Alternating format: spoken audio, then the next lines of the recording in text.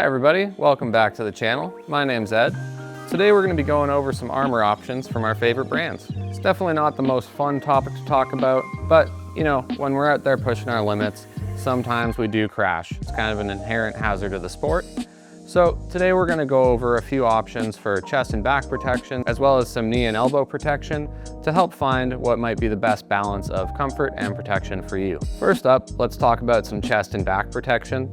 This is an often kind of overlooked area of protection. A lot of people will run knee pads or even elbow pads, but will kind of avoid the torso protection for fear of, overheating, that kind of thing when you're pedaling.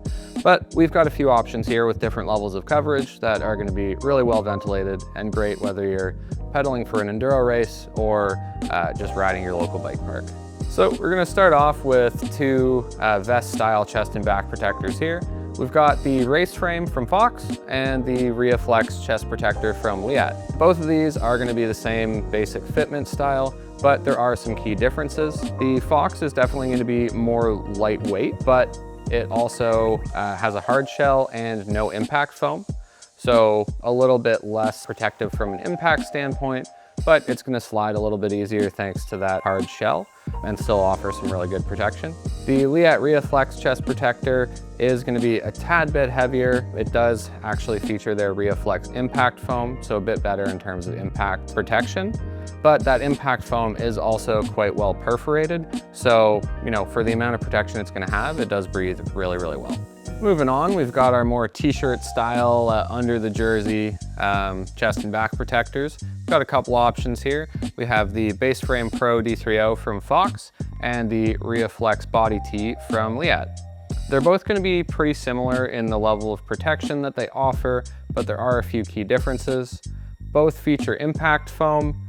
The Fox features impact foam front and back. The Liat features it only in the back, but the Liat also has shoulder protection where the Fox doesn't. This is actually the one that I use personally, and these little shoulder protectors have saved me a couple times, so something to note. Both of them are going to be pretty lightweight, quite well ventilated, and both really good options for kind of under the jersey protection. One more cool feature to note about both of these is that they are both neck brace compatible. There's essentially just a small foam insert that can be removed from the upper back portion of the guards that allow the fitment of a neck brace. The Fox one definitely is compatible, the Liat one as well, but also all of Liat's chest and back protectors are neck brace compatible. Moving on, we've got a bunch of different knee guards here with different levels of protection. I'd say knee pads, if you're going to wear any one piece of armor, are the one that you should wear. Chances are if you fall off your bike, you're probably going to bang your knee on something, so really good thing to have for pretty much any type of riding. So starting off, we've got two of the kind of heavier duty knee pads here. These are going to be great for kind of harder core enduro style riding or a bit of bike park riding. They both feature impact foam D30 for the Fox and RiaFlex for the Liat. And then on top of that, they're both going to have a little bit more protection along the sides, just for any kind of peripheral impacts you might have.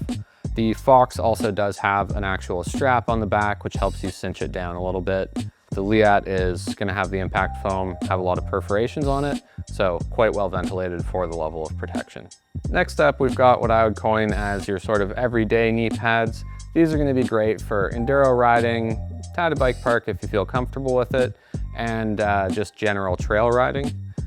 Both of them are going to be a tad bit less protective than the previous options, but are going to be a little bit more pedal friendly as well. We have the Fox Enduro Pro and the Chromag Rift. Both excellent options, very comfortable.